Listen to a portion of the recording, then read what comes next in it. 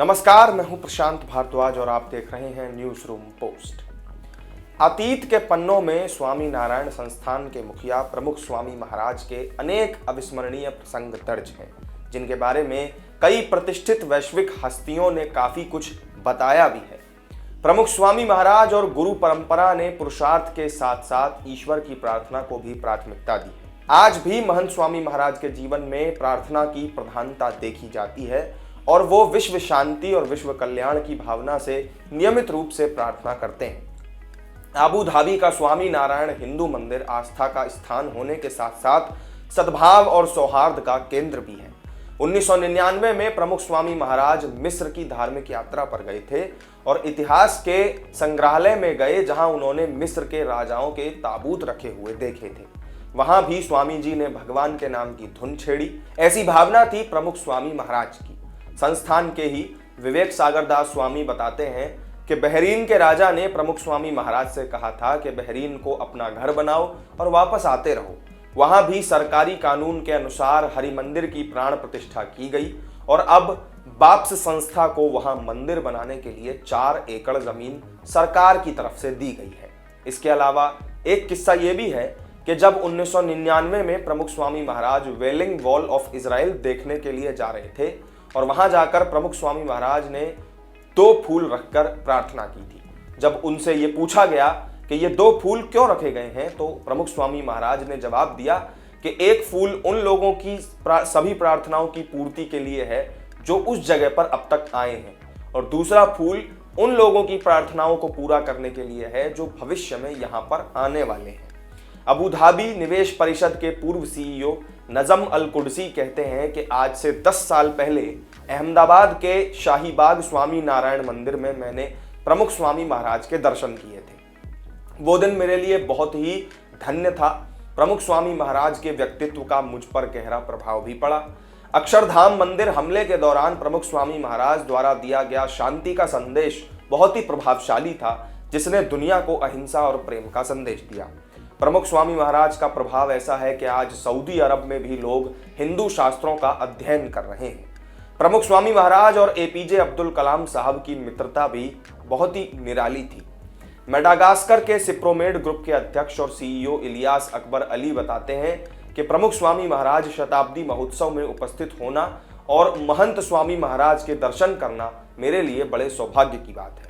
मैं इस प्रमुख स्वामी महाराज नगर को देखकर बहुत प्रभावित हुआ हूँ। यहाँ की स्वच्छता, प्रबंधन, समर्पण, ये सभी चीजें बड़ी अद्भुत हैं। प्रमुख स्वामी महाराज ने हमें शांति, सद्भाव, अच्छाई, प्रेम जैसी सभी चीजों का मार्ग दिखाया है और ये सब कुछ इस नगर में हमें देखने को मिलता है। मैं बच्चों से यही कहना चाहता हूँ कि प्रमुख स्वामी महाराज द्वारा दिखाए गए आदर्शों और मूल्यों को कभी न भूलें, और यदि आप उनका पालन करते हैं तो आप जीवन में बहुत आगे जाएंगे। मैं दुनिया भर के 80,000 स्वयंसेवकों के समर्पण से अभिभूत हूं, क्योंकि ये प्रमुख स्वामी महाराज के आशीर्वाद के बिना संभव नहीं है। आबू धाबी में निर्माणाधीन स्वामी नारायण हिंदू मंदिर प्रमुख स्वामी महाराज की विरासत है और मंदिर 2 अलग अलग संस्कृतियों को एक मंच पर लाने का काम भी करेगा। अक्षरधाम हमले के बाद प्रमुख स्वामी महाराज ने शांति का संदेश देकर दुनिया को मानवता सिखाई थी। विदेश मंत्री एस जयशंकर भी जब अबू धाबी आए थे तो प्रमुख स्वामी महाराज के शताब्दी महोत्सव में भी उस वक्त शामिल हुए थे।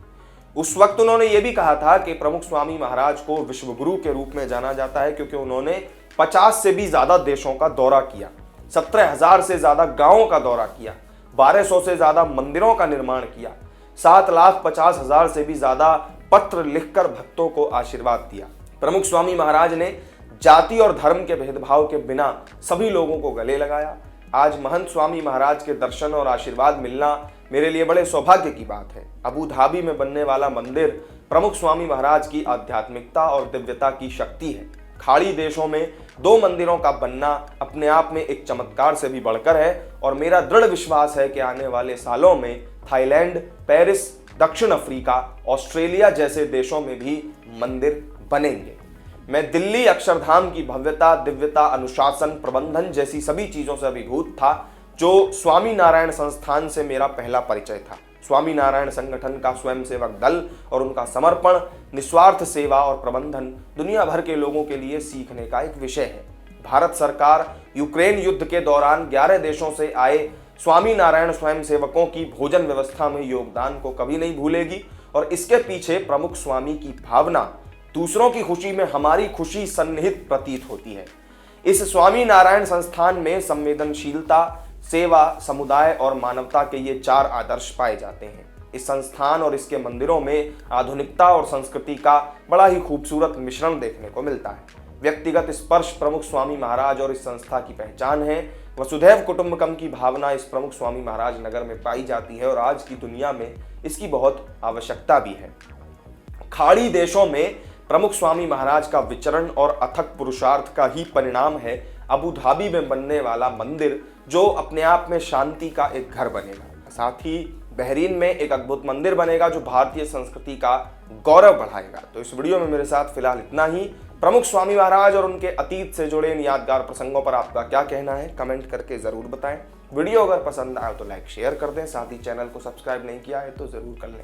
फिर मिलेंगे आपसे एक नई वीडियो में नई जानकारी के साथ। तब तक के लिए दीजिए इजाजत। नमस्कार।